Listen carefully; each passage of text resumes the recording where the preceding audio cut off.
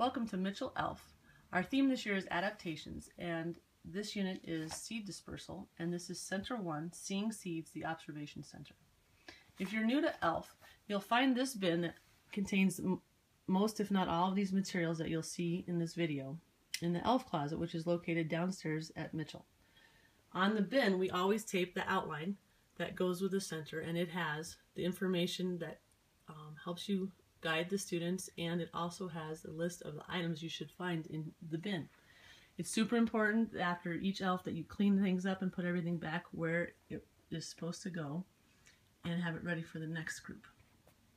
So if anything is missing or not right, please email us at mitchellelf@gmail.com and let us know as soon as possible so we can make sure it's ready for the next group. The goal or the objective of Center 1, Seeing Seeds, is for students to examine the adaptations of various seeds and seed-bearing structures. The volunteer for this center ahead of time will need to bring in some examples of seeds, such as fruits that have seeds, pine cones, berries, vegetables, dandelions, anything that has a seed on it so that the students can have a chance to observe different seeds and the seed cases that they come in.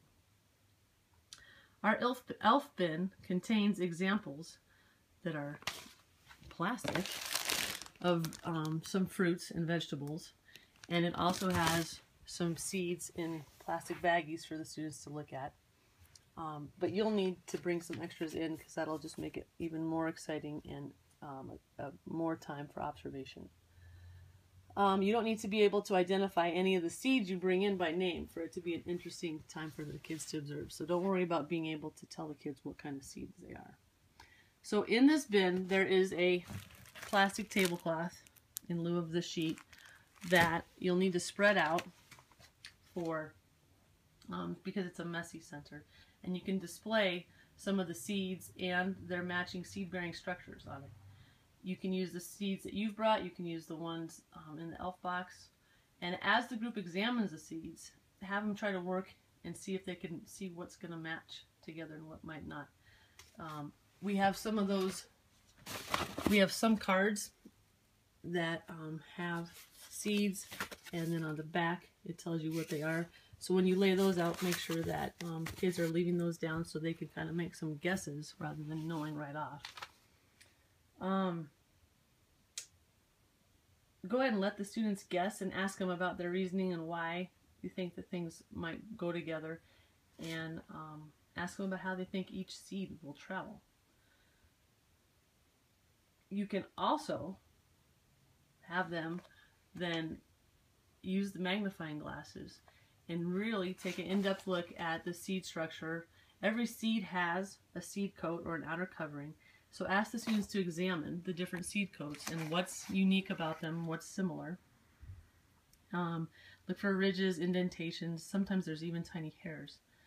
And if you want to have students break open any seed structures to see what's inside, please only do that with seeds that you've brought from, as a volunteer, from home, from the environment.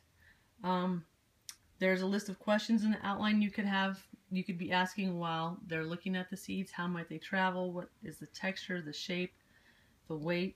How do the different adaptations, different observations, how might those help the seed travel? So you can also use the books and the laminated sheets that come in this bin to help you have a discussion with the kids. This is one mentioned in the outline, common seed travelers, and so is this one. These seeds are going places. And you can read from them, you can use them for discussion, you can have the kids look at them and ask what they notice. There are some other laminated sheets in here that can help you discuss and explore what the kids are learning. There's a great story you could choose to read some or all of about spreading seeds. Some seeds are spread by animals' feet. And some other ways, and they all spread to produce plants, and there's a great little cartoon that goes with that. There's just all kinds of resources. You won't have enough time to do everything that's here in the center, so pick and choose what you think is most appropriate for the grade level that you're volunteering in. And again, you don't need to be able to name all the seeds or even know for sure how they travel. It's a co-learning process, and it's based mostly on observation and exploration. If you have any questions, you can email us at mitchellelf@gmail.com, and happy exploring and observing.